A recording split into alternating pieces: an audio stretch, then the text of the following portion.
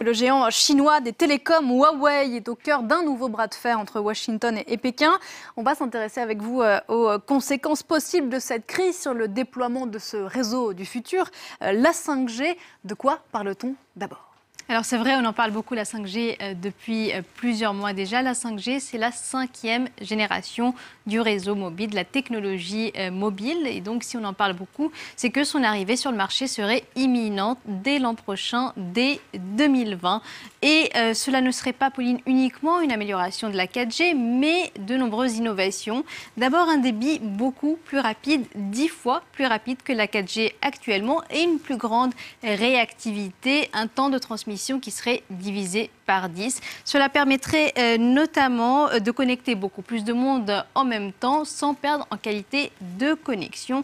Et puis il y a des usages attendus, donc beaucoup d'innovations qui pourraient en profiter, notamment tout ce qui concerne les objets connectés, l'intelligence artificielle et puis les véhicules autonomes. Et puis dans ce contexte, les entreprises qui développent le réseau 5G vont voir beaucoup d'informations sensibles transiter via leur réseau. Elles ont donc un rôle stratégique à jouer, et ce qui explique la peur des États-Unis aussi vis-à-vis de Huawei. Alors précisément, le champion en la matière, c'est Huawei qui ces derniers mois a pris beaucoup d'avance dans le développement de ces réseaux. Vous le disiez à l'instant, les États-Unis sont inquiets, notamment pour la sécurité des données.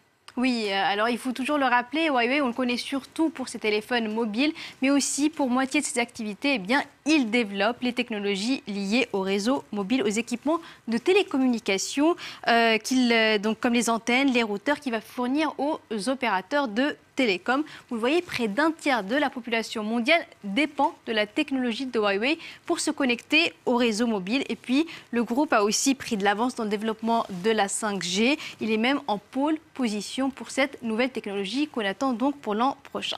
C'est donc dans ce contexte particulier que Washington craint donc que Huawei ne soit ce qu'on dit comme un cheval de Troie de la Chine. Donc, pourquoi cela concrètement? Les États-Unis craignent que Pékin puisse avoir accès aux données sensibles qui vont transiter via le réseau 5G, que l'entreprise ne partage des données avec Pékin. Pourquoi cela? À cause notamment d'une loi qui existe depuis 2017 et qui obligerait les grandes entreprises chinoises à collaborer avec les services de renseignement du pays à transmettre ces données. Huawei a beau rassurer, Pékin a beau rassurer, cela ne suffit pas aux États-Unis. Les États-Unis qui ont interdit donc à leurs entreprises d'avoir recours aux équipements de Huawei pour développer la 5G, et ils ont même vivement conseillé aux autres pays de faire de même. Certains ont suivi, d'autres pas. Alors, est-ce que ce bras de fer aura comme conséquence de ralentir le déploiement de la 5G dans le monde? Alors, dans le monde en particulier, notamment, pas aux États-Unis, puisqu'ils n'ont pas accès à ces outils, mais au niveau mondial. Alors, selon le fondateur de Huawei, cela ne serait pas le cas. Il a cherché à rassurer dès ce matin. Il a dit que la 5G de son groupe ne sera pas affectée par cette crise. Surtout, Pauline, aussi, que l'entreprise va obtenir un délai de 3 mois supplémentaires de la part des États-Unis avant la mise en place des restrictions et des sanctions. Alors, dans les faits, au-delà de ces 3 mois, au-delà du 19 août prochain, si les États-Unis mettent bien en place leurs menaces, donc de sanctions et de restrictions, il pourrait bien y avoir un impact. Pourquoi cela? Parce que Huawei, pour déployer son réseau mobile, eh bien, dépend aussi de fournisseurs qui sont pour la plupart américains, des fournisseurs de semi-conducteurs, des fournisseurs de puces électroniques, et donc ils dépendent en particulier de fournisseurs américains. Ils achètent des produits pour 11 milliards de dollars par an, de produits technologiques, de semi-conducteurs et autres puces électroniques. Et donc, s'ils n'ont plus accès au-delà donc du 19 août prochain à ces produits, il y a un risque de retard dans la construction du réseau de la 5G.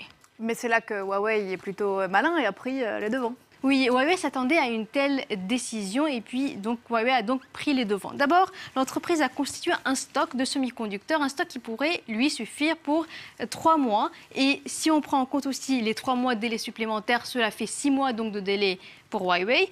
Et au cours des 3 prochains mois, l'entreprise pourrait aussi augmenter son stock de semi-conducteurs.